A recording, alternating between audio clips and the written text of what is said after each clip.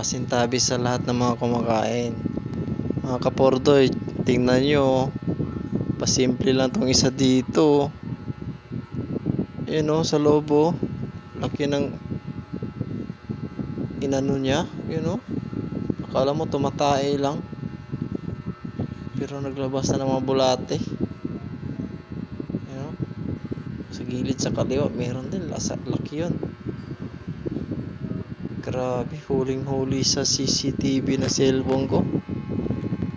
Simple lang siya, oh. Parang walang nakatingin sa kanya, no? Yung langaw na malupit. Sa ulam kumakapit. Hehehe.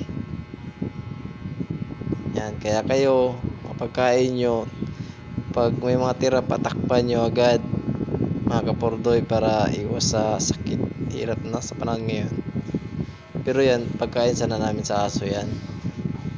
Kaya inano ko lang, hindi ko natakpan, tinapon ko na lang din yan kasi naman